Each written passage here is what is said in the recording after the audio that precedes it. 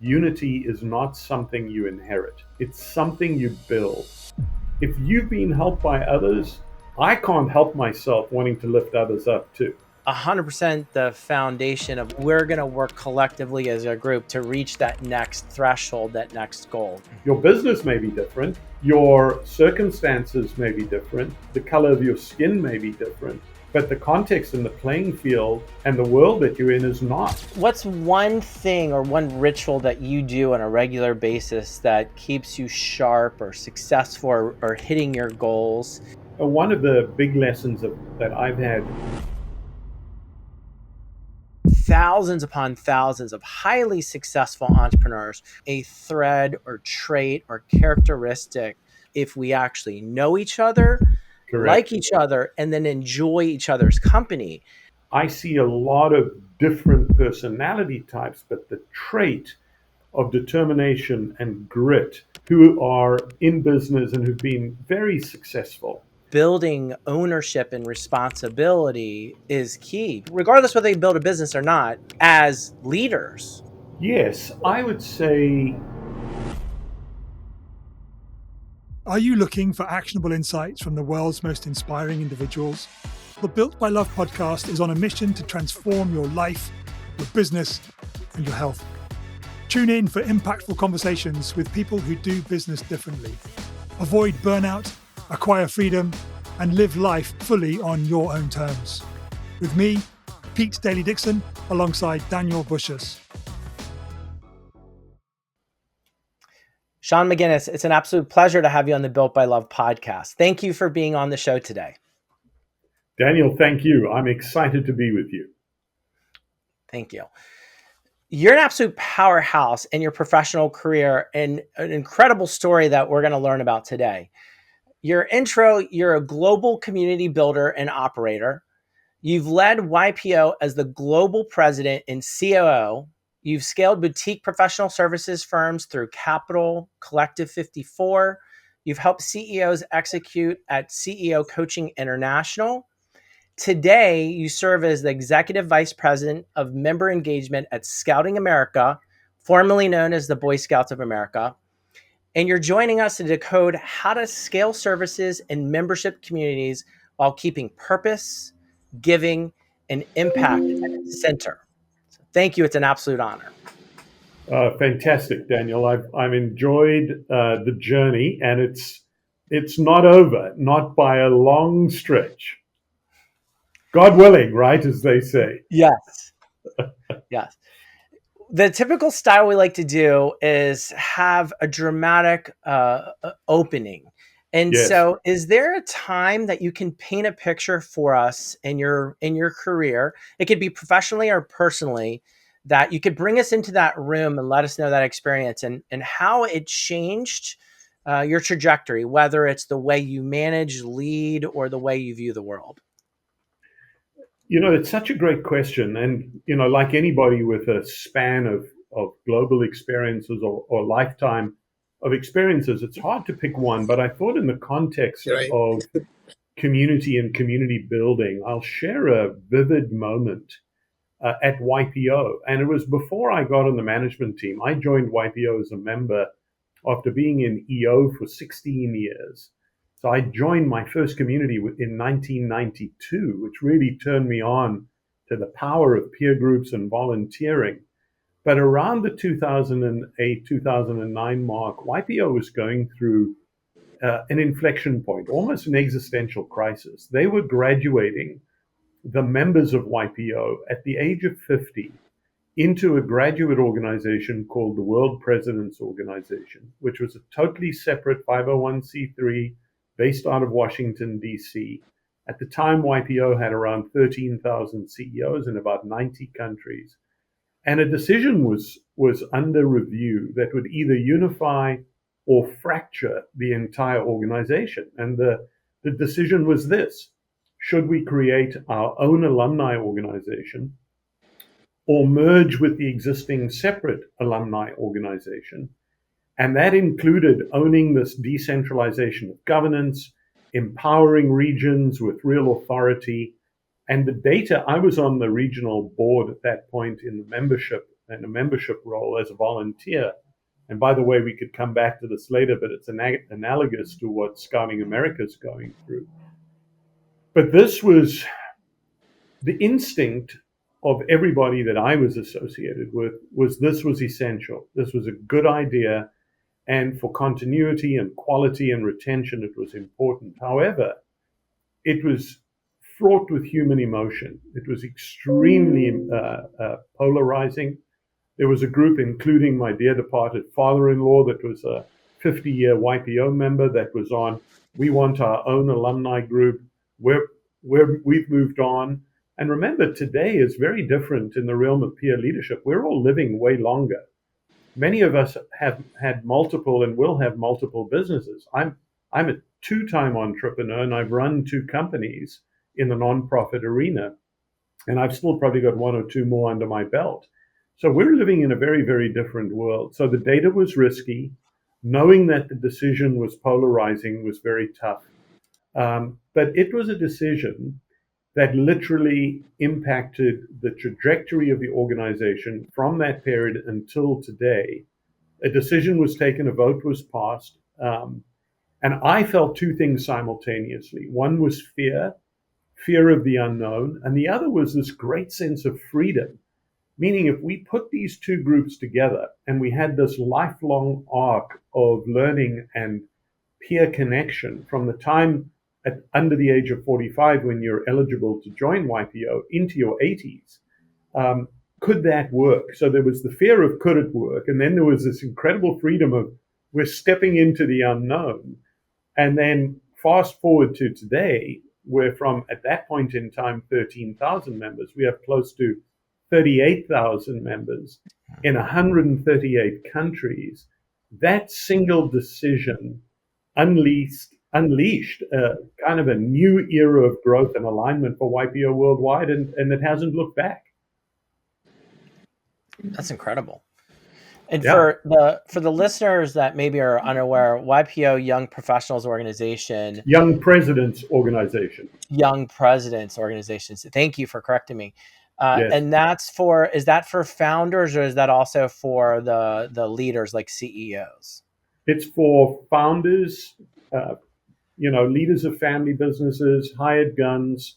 So it's about a third entrepreneur, founder, first-time business person, about a third, little less than a third of CEOs of companies that have, revenue in excess of $20-25 million, 50 employees minimum.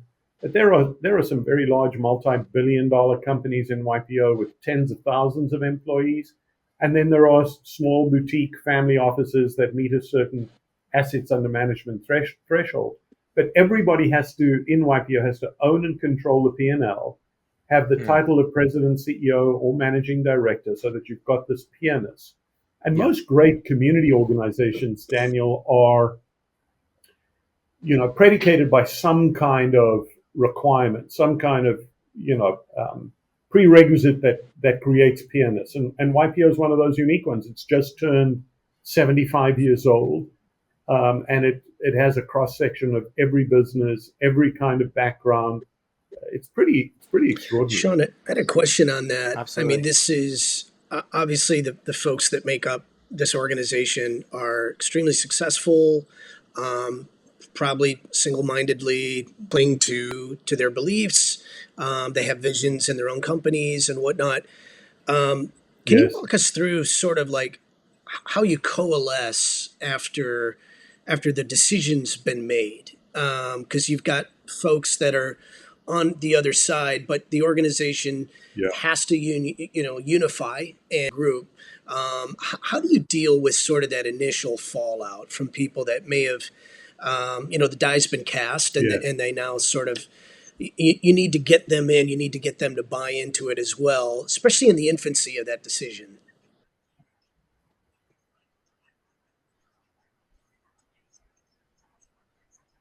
Of course. Well, it required very much a grassroots, member-led approach where a lot of work was done in listening. One of the big lessons that I've had, particularly in the professional services realm, to truly understand your client or your customer, you've got to spend time with them. And it can't be on a Zoom. It's got to be, you've got to break bread together. There was a lot of work done pre-merger and then post-merger to listen. What were the biggest concerns? One of the big concerns from the alumni group was that they had a lot of money in reserves, and their concern was is that this was going to be a money grab on behalf of YPO and it would dissipate. So they created something called a grandfather status, where they would grandfather in members. They decided not to spend any of that reserve and keep it. We kept it for 10 years and we grew it. So there was a lot of work done on making sure that we understood on a prioritized basis what the most important concerns were, and then had a strategy and a plan and a defined set of decisions to work with that. And then it took a lot of evangelizing. We have some phenomenal members that were deeply connected. And by the way, some relationships never recovered because some people were very positional. But the overwhelming majority of people, when they saw that there was a great deal of thought and care and stewardship and some very specific guardrails that were put in place to make sure that that people's concerns were dealt with properly, and then with that, a very, very transparent and regular communication, that made it successful. It took time. One of the big benefits that occurred was there was this hypothesis that the graduating group, by the way, which had a very poor retention comparatively to the younger group, the YPO group, they were losing a lot of members in their first 2 or 3 years because they didn't have the equivalent quality of programming, number of events, depth of local chapter structure. So their turnover was 40%, whereas YPO's retention rate annually is around 95%. So when we went back to the programming and the product and the access, we literally replicated all the good things in YPO and made sure that there was equivalency now that we were one organization, and retention started to go up. We absorbed all the staff individuals. We didn't lose any staff members for the first couple of years until, we worked out different redundancies, and maybe there was crossover and maybe there was duplication of effort. But no one lost their jobs in the initial few years as we sort of brought those two together, because the cultures were slightly different, but the people were not. And everybody turns 50 at some point. So you still graduate, by the way. You still graduate YPO at the age of 50, but you don't leave the organization. You go into a category called YPO Gold because you still may be an operator of a company. You can stay in your forum group. You can still participate in every single program that YPO offers on an equal equivalency basis. And that created this, okay, we're getting the best. We've got a world-class management team.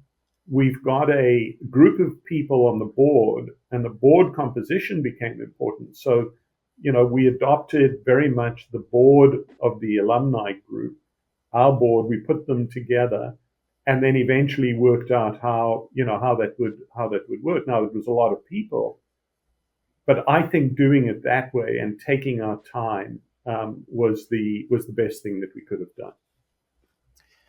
I noticed you said something a little bit earlier about breaking bread, and it reminded me, it was about a decade ago that my agency was up for a proposal. We ended up getting it for one of Scandinavia's largest fashion retailers. At the time, they had over 600 retail locations. They probably have over 1,000 by this point.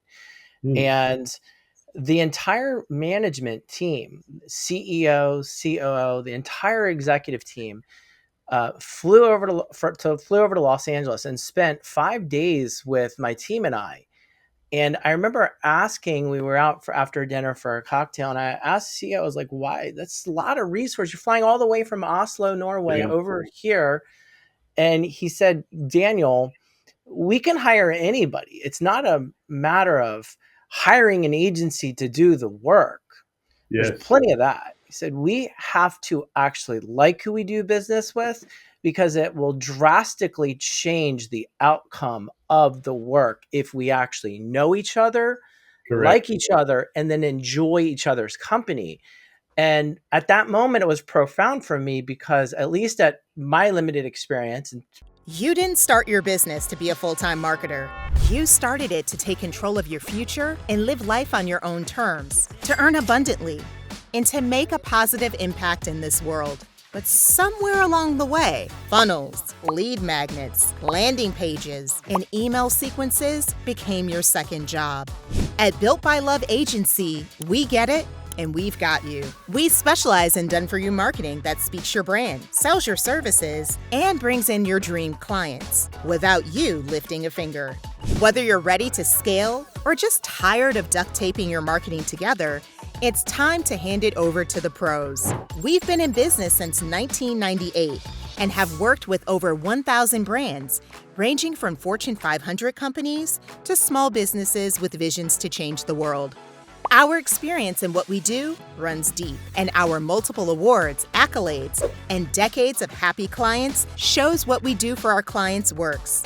Visit BuiltByLove.com today to schedule your discovery call so you can get back to doing the work you love. An agency you'll love, results you'll love even more. BuiltByLove.com.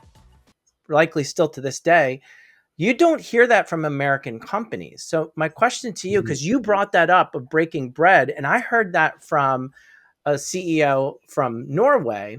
Yes.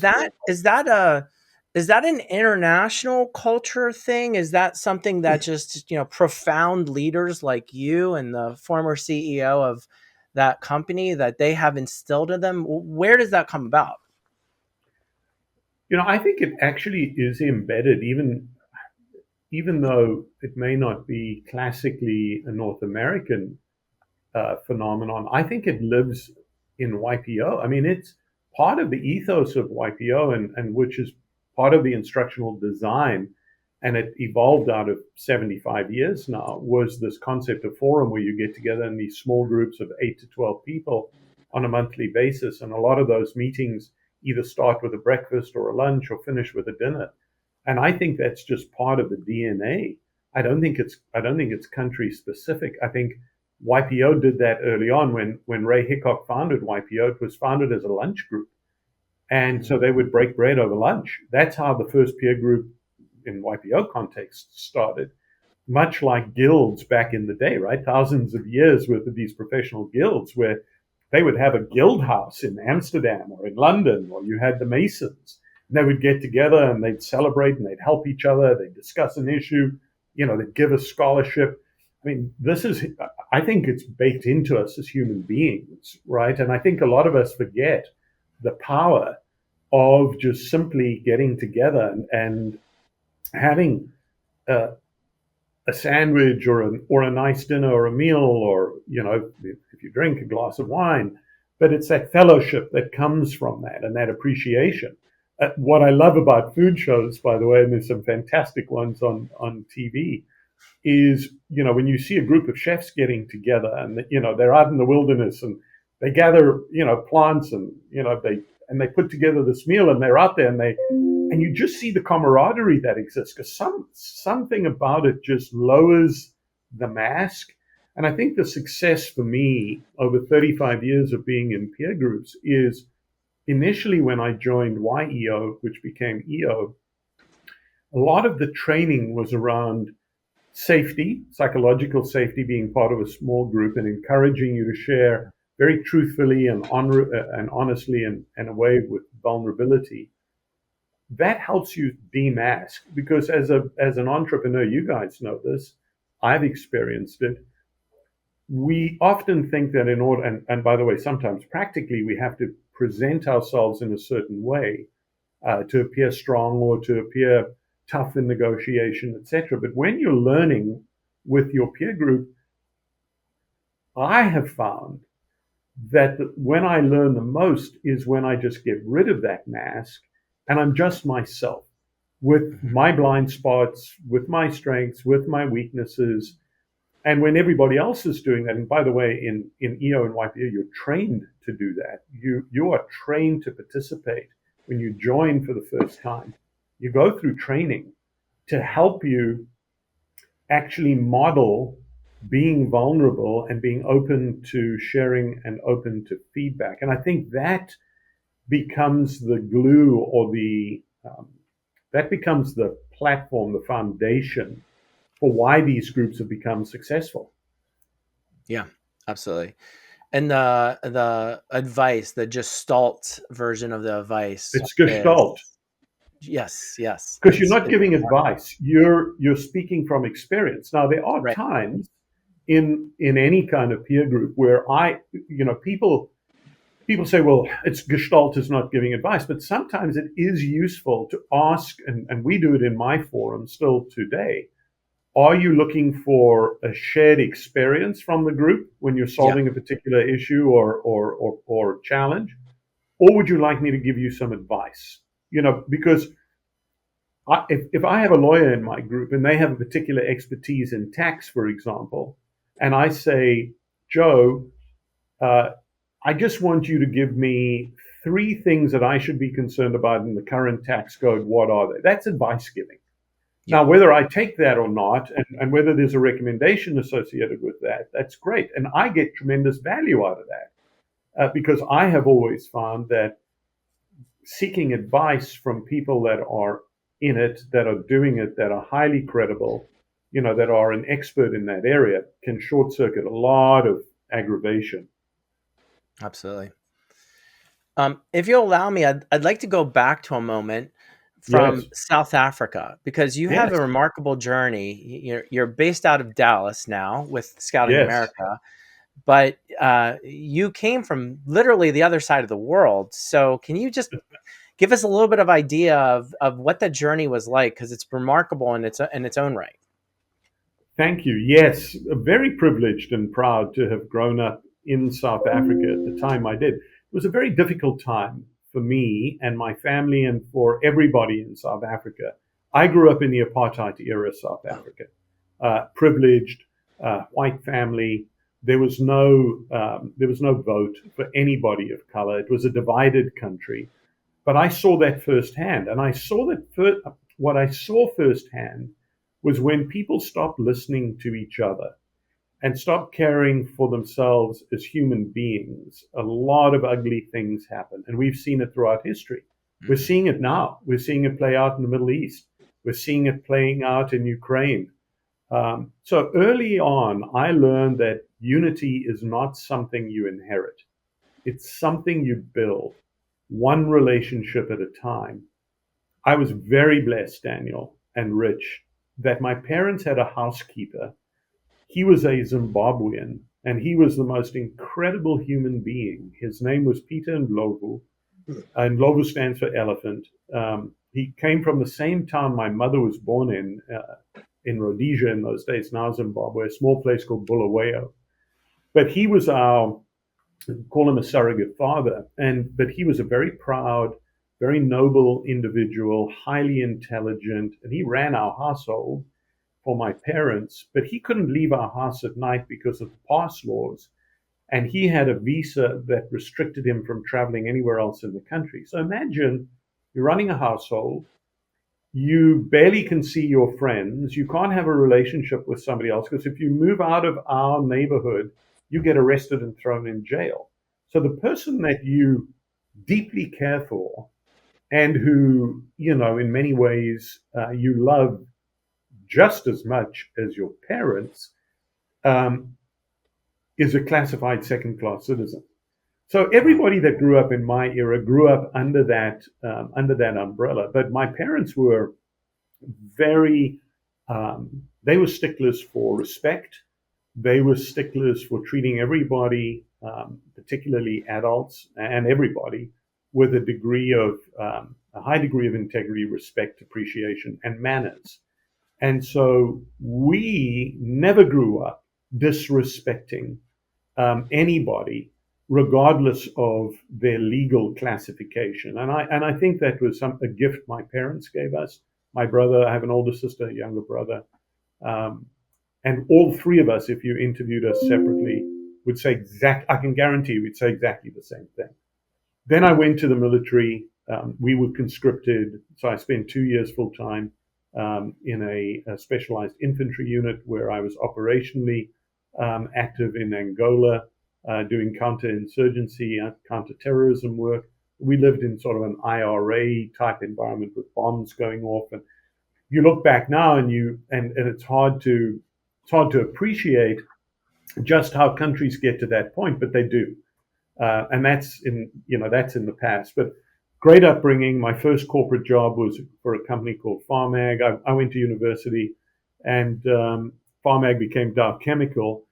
And what was interesting, the man who had that business was my first mentor. He was a French Mauritian immigrant to South Africa. Brilliant guy, never finished high school. But he was just one of these genius entrepreneurs. He ended up becoming one of South Africa's foremost entrepreneurs, both financially and from a business standpoint. And what I learned from him was structure, discipline, risk. He had a very high risk tolerance and very entrepreneurial.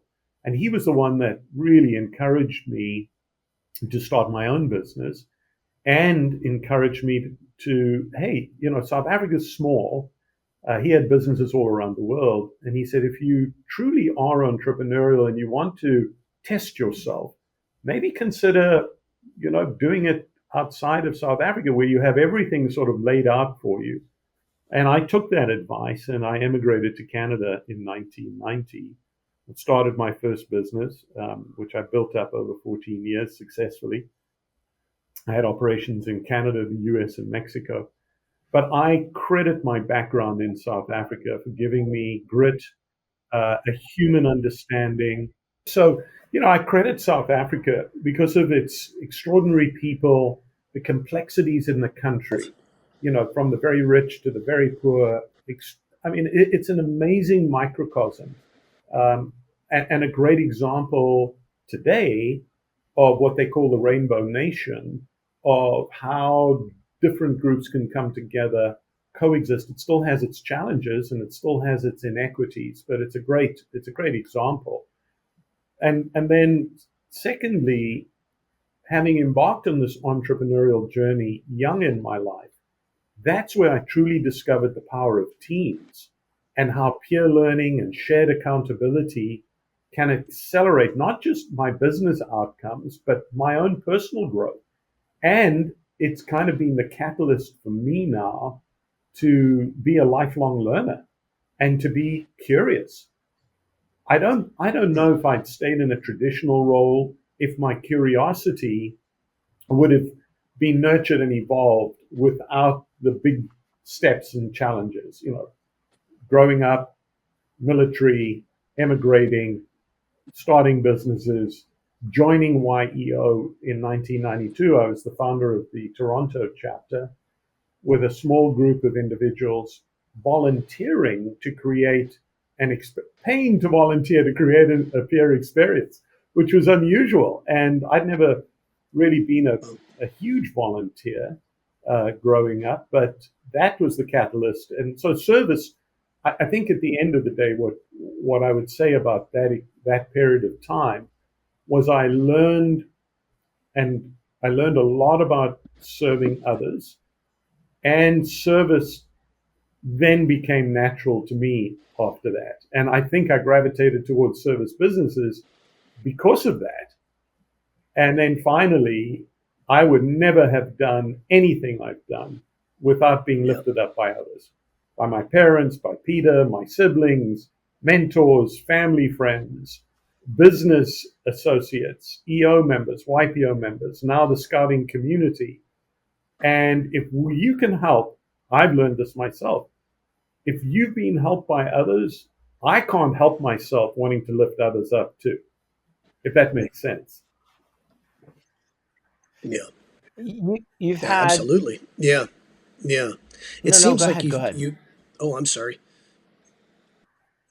I was just going to say, it seems like really had that beautiful mentorship early on. Yes.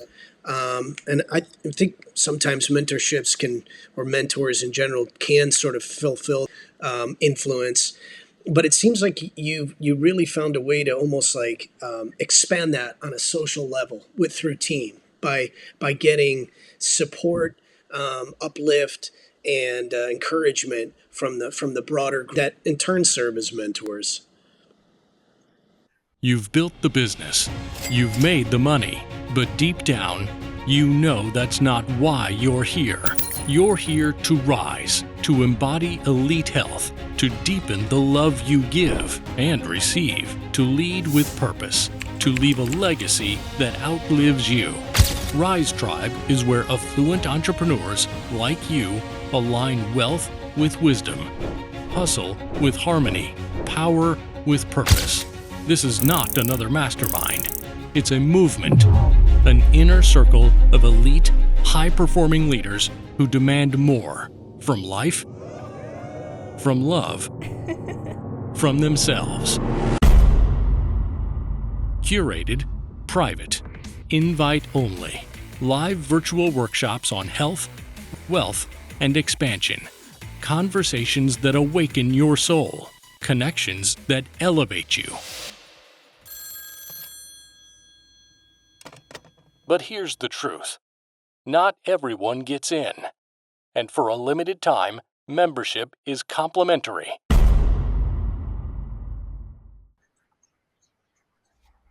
Yeah, and being open to it, Rich.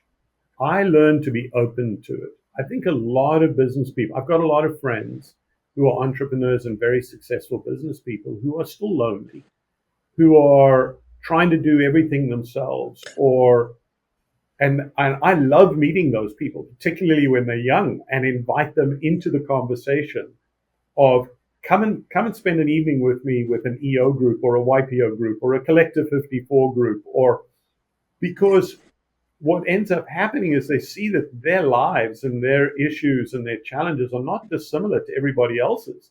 Your business may be different. Your circumstances may be different. The color of your skin may be different. But the context and the playing field and the world that you're in is not. And so I realized that very early on. I had a friend in my YEO group who came from a very significantly wealthy Toronto Jewish community. And they owned hotels and buildings and businesses. He had his own small company and he failed. And it was very embarrassing. It was very challenging. It was for him a massive psychological burden, but we all rallied around him and he pulled himself up. He got out of a difficult situation. He cleaned up a bunch of messes. He restarted his business. And today he's a very successful individual. And by the way, his family didn't help him through this, which was really interesting. And so we lived that. We lived for 2 years, all of the ups and downs. And by the way, all of us, a group of 12 people, we all had circumstances that occurred, which may not have been as dramatic, but in some ways maybe more, some slightly less. We all had an opportunity to come to the table in a safe environment, confidential, and share these things and then get input and experience and support. And really think of it as, you've got this group of men and women. And we had a mixed forum of men and women entrepreneurs and men entrepreneurs. And we put our arms around each other figuratively and just support each other. And sometimes it's as simple as having an ear to listen to. I'm a very spiritual person. I grew up, in the Catholic faith, and I rely very heavily on prayer, and I rely very heavily on people who have similar values. But I expanded that in my 20s and 30s, 40s and 50s to learn from other people. I don't think there's a better teacher in the world than the shared experience of other people. I just don't see it. I don't see it academically. I don't see it in AI. AI is very smart and we need it and I love it and we're embracing it. But when you get that connective tissue of human bonding, and I've just come back from my Wood Badge course up in Philmont in the in the high desert area of New Mexico with 55 scouting volunteers. And it reminded me of all of these experiences that I've had since my early 20s. Because at the essence, when people just are people and we all share a similar purpose and set of values, the purpose of EO and YPO is better leaders through idea and education and idea exchange. Purpose of scouting is how do we bring young people, age 5, age 6 through age, whatever age after that, how do we bring them into a community that celebrates character and that celebrates, being a good person and doing good deeds. It's a phenomenal thing. I really want to get into that. Before we do, I have just one question. Yes. So you have a very unique perspective, truly a global perspective of thousands upon thousands of highly successful entrepreneurs. We're not talking entrepreneurs that, hit $1 million. We're talking entrepreneurs that are in, tens and hundreds of millions of dollars. Yes. I'm sure you've probably seen a thread or trait or characteristic of the most high performing ones that kind of is in the DNA of all of them. Yeah. Is there one or two things that you can share with our listener that they can kind of self-check to say, if I don't have that, maybe I should exercise that muscle more? Yes, I would say determination and grit is a great expression because it says stick-to-itiveness, it says determination, it says courage, it says risk-taking, it says, hey, I'm okay. I may fail, but I'm going to stick with this.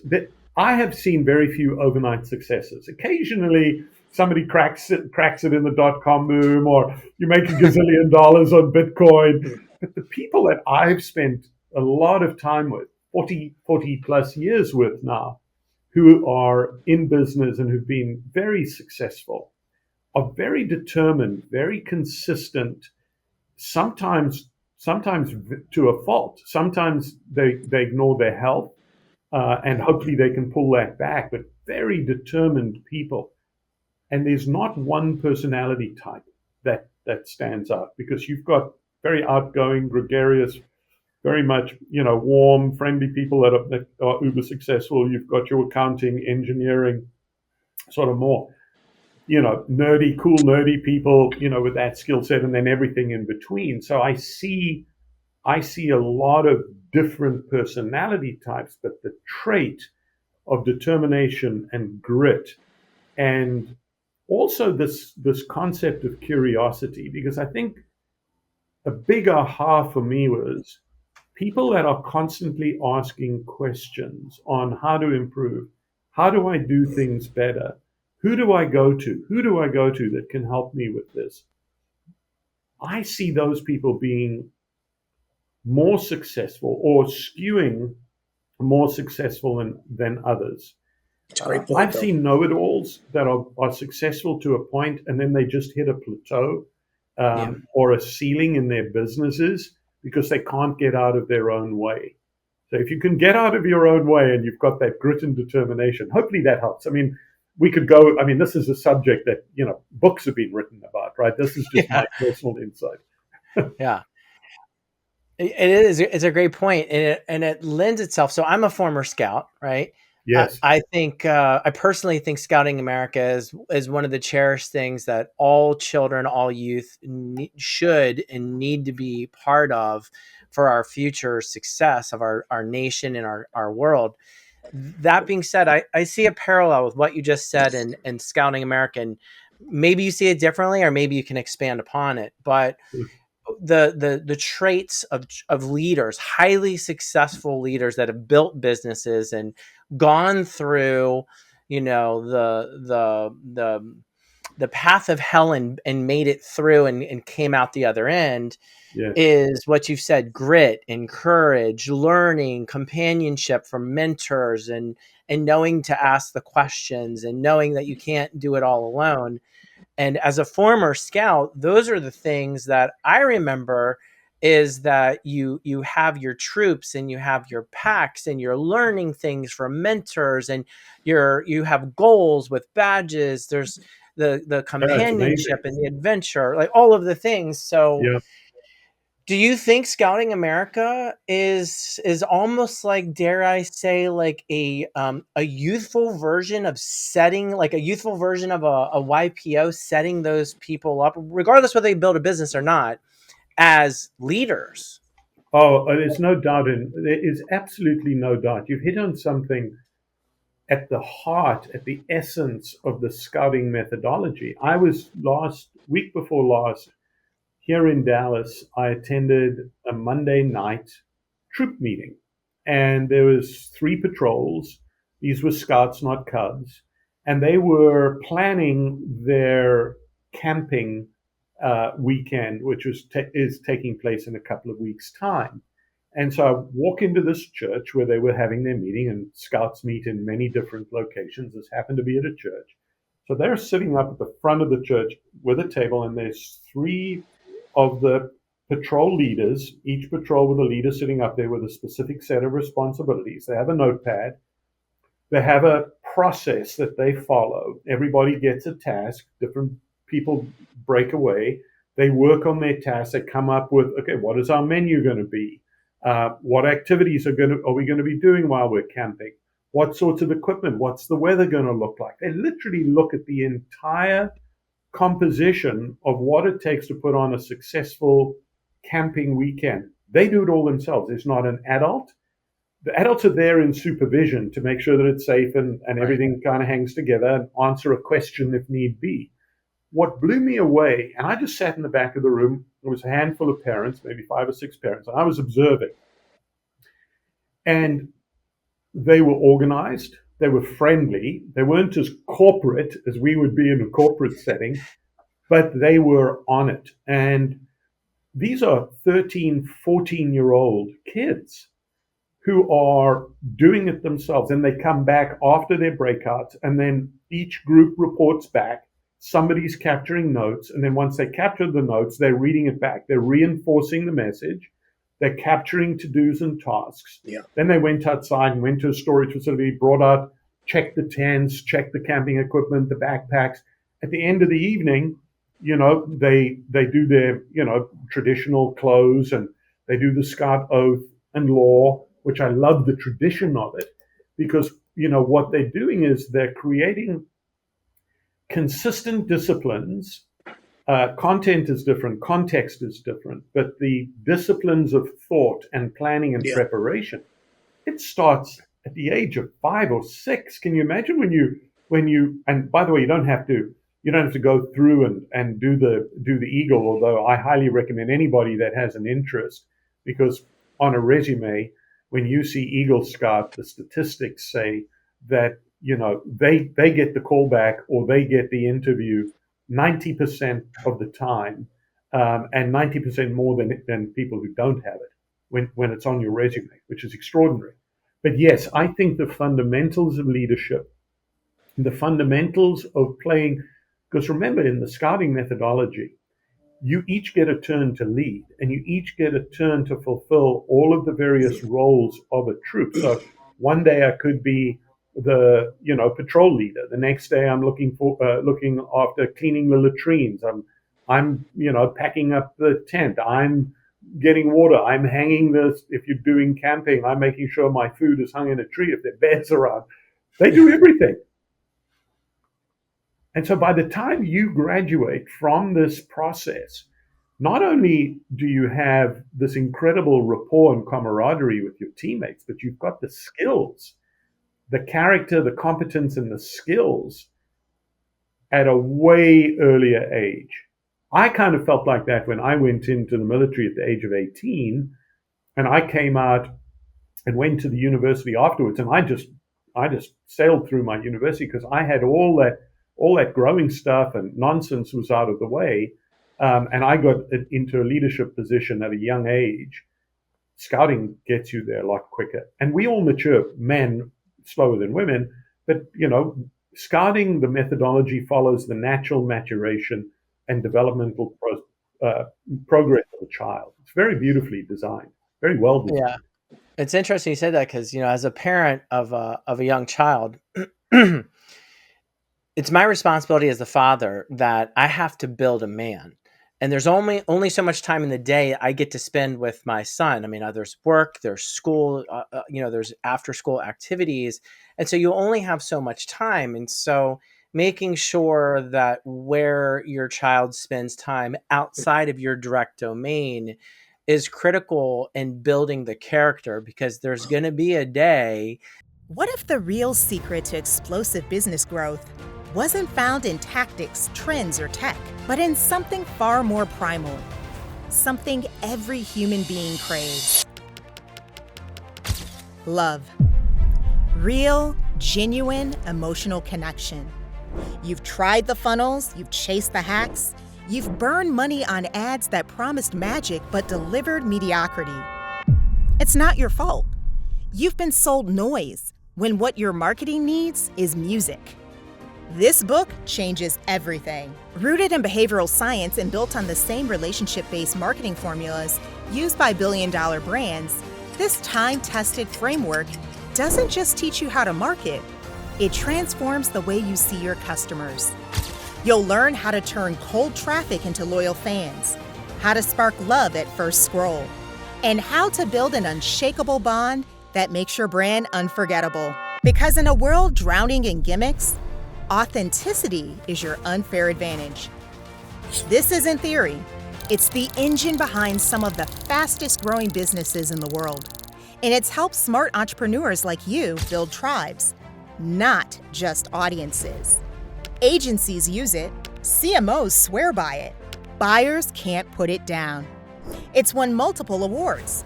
And it's climbing the charts because real marketing that connects always wins. So stop chasing attention, start building love, and watch your business take off. Grab your copy now at Target.com, Amazon.com, Barnes & Noble retail stores, or anywhere quality books are sold. Your future customers are waiting for love. It's time to give it to them. Get your copy of Marketing Built by Love today.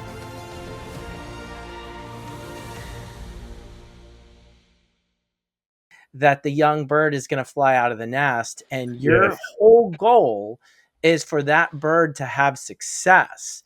Correct. And so what you said of building ownership and responsibility is key, because let's face it, doesn't matter what your son or daughter is going to do when he or she goes out there in the world, but they have to have ownership and responsibility. They have to in order to succeed. I was invited to examine two young men. One was becoming a tenderfoot and the other was becoming a first-class scout. And I was in their review. There was three adults and myself, and we had a list of questions. And they come in, they've got to recite the scout oath and the scout law. Then they sit down. The older young man, did everything sort of flawlessly. And then when we asked him questions about, what have you learned from scouting?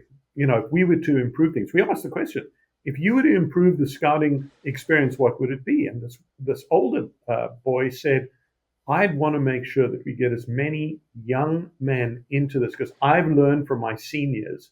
And if we don't have young people in, how do they learn? And I think of it in the context of this remote work that we're all living in. I mean, I ran a 100% remote company for 8 years, and we made it work. But we came together 3 times a year, the entire management team, all 350 people, and the whole organization. There is no substitute for water cooler conversation, for sitting down and whiteboarding together, seeing the whites of each other's eyes, and as we said when we started, breaking bread together, and just being, and by the way, having fun, being a little goofy. Playing a practical joke. There's nothing wrong with that, because we spend so much of our time in our lives, in work activity.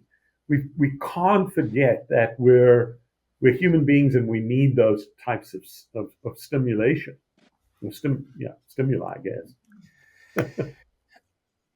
As we're starting to wrap up, Yes. I've got some questions, so I'm going to try to do rapid fire here Okay. to the best of my ability. I love the conversation about Scouting America, and so I guess my question is this: is where do you see the future of scouting to go from today forward? So I think there's a big movement towards family involvement. The world has gone family. Mom and dad want their kid to be safe. They want to have a fun experience. They want character development. So I think Yeah. we're evolving, and if I had a crystal ball, it would be amazing, because then we could accelerate certain things. But I think the desire for time together, because we've been so dependent on electronics and screens, etc. So I think there is an evolution. We're starting to see it in our camps, where families are starting to get together in the outdoors, experiencing nature. And scouting has some of the best properties in the world, certainly in our beautiful country here. In the US, every Scout Council has a property that is gorgeous, beautiful. We own 4 high adventure bases, from one in Florida on the ocean to New Mexico and Western Virginia, and up in the Great Lakes area. So family, I think, is important. I do think there's a strong movement. I call it a multicultural movement. We as a country are changing demographically. We've got this ever increasing Hispanic origin population. We've got different ethnic groups that historically have not joined scouting. And I think there's a huge opportunity for us to continue this whole focus on character development and team orientation and peer learning in those underserved markets. And that can be an urban area or a suburban area where you've got underserved markets that we need to concentrate on. That means 2 things. We have to attract volunteers, because 500,000 volunteers deliver our programming every day. 500,000. So we have to prepare them. We have to train them. We, in my view, have to do a better job of attracting volunteers that look like our future and our current members. So, if you've got mom and dad, well, maybe mom and dad are running the troop meetings, or supporting the troop meetings. We have to focus on that, and we are focusing on that. I mean, we have a whole initiative around multicultural understanding and development. We have a lot of traditional faith-based groups that have are doing their own things, or they're struggling. I think there's an opportunity too, Daniel, to look at the other youth-serving groups in the country, and instead of thinking of ourselves as competitors, how do we come together collectively, take the best things that we all do in service of our youth? Because we know, right? We know that any successful country, community, it's built on the quality of our young people and how we prepare them and how we educate them and how we teach them to be great citizens. The making of a good citizen, right there. Friends and really just how do we get them to be caring? Yeah. So I think there's an opportunity strategically, and I hope some leaders of the other youth-based communities will listen to this podcast, because I think we sometimes get so focused on our own issues, challenges, that we miss the big picture of how collectively we could be so much stronger. And that's how I basically learned that in the YPO WPO example that I gave you earlier, right? It's funny you said that. I was going to bring it up. I would say the way that you envision the future of scouting, and it's hey, let's work together. We're not going to do it all ourselves, is 100% the foundation of what you had talked about for YPO is, hey, we're going to work collectively as a group. We're going to seek others' assistance in order to reach that next threshold, that next goal, that next impact. Well, imagine if the Church of Latter-day Saints, came back into the fold, or we did something with them. We lost 500,000 kids when scouting went into bankruptcy. These are kids that almost every single one of them, they graduated to become an Eagle. They don't have the scouting methodology. They have their programming. And I'm not here to solve the problems or litigate the past. Sure, I sure. live very much in the present, and I'm guided by the future. And I'm also anchored in this North Star, which is very unique in youth groups. You know, we're one of the few organizations left that says, I will, on my honor, I will do my best to do my duty to God and my country and to obey the Scout law, which is very simple, right? It's to help other people at all times to keep myself physically strong, mentally awake, and morally straight. Those are universal tenets that if we just, and by the way, you don't have to agree with all of them, but I think if you believe in the spirit and you honor the value proposition that is behind that, wow. If we just anchored in that and we embraced that on behalf of every child and we gave them access to that, imagine what we could do collectively. Wow. Imagine if everybody in this nation followed that, right? Wouldn't that be nice, right? Yeah. Yeah. The making of a good citizen, which is all we want, right? Somebody that, yes, I mean, we don't have to go down that trail. Yeah. What's one thing or one ritual that you do on a regular basis that keeps you sharp or successful or hitting your goals? I've got two more questions for you, but that's Sure. just one of them. So my everybody has one. Yeah. So mine is, I like to get up and walk almost every day. So I do 2.5 miles at 6 o'clock in the morning. And usually my wife does it with me. She's my accountability partner. And truth be told, if it wasn't for her, I may do 3 days out of 7 instead of 7 out of 7. But, that's a ritual and it's phenomenal. Twice a week, said. my wife and I will go and do some weights and some strength training together. And we've been doing that for years. And I like that kind of routine. And by the way, routine in business is very important too. If you're not connecting on a weekly and daily basis with your people in a structured, simple, yet cascading way, I think you're missing out on creating some great outcomes. I love that. You're manufacturing almost like a date night or a date, so to speak. Every day. You're dedicating time for your spouse and then layering in physical activity. So I love that. That's genius because it's critical that you maintain health, you maintain relationships like love. That's great. And you've built that right into your scheduling.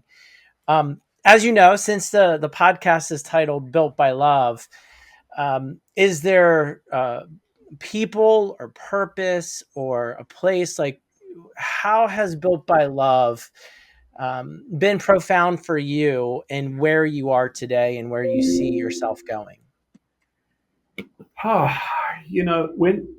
you say that, I'm reminded. So I participated and led with our chief marketing officer the rebrand for YPO about 6 years ago.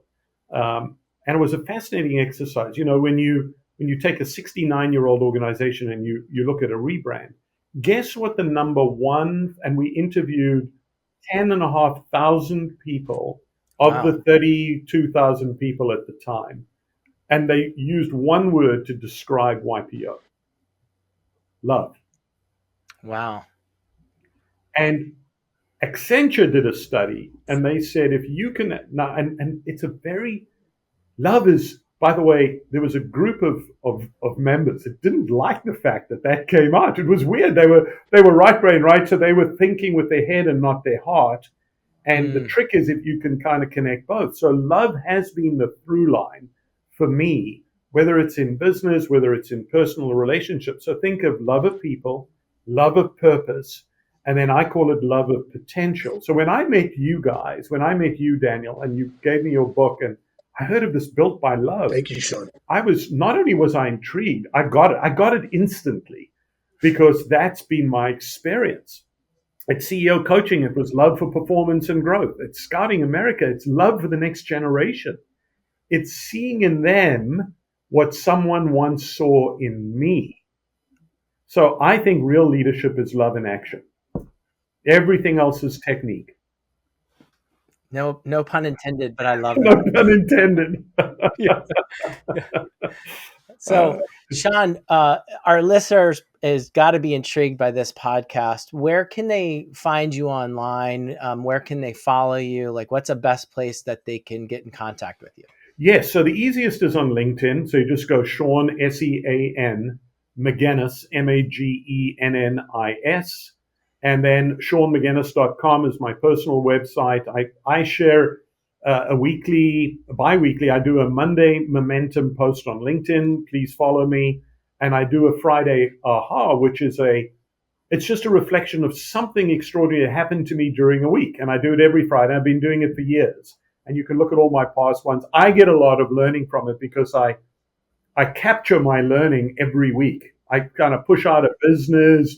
Hey, get yourself geared up in the Monday momentum. And then on Friday, I try and step back and say, here's what I learned this week. And maybe you'd learn something from it too. I actually look forward to it. So when I open my LinkedIn on Monday, I'm scrolling, I'm looking for it because it's always there.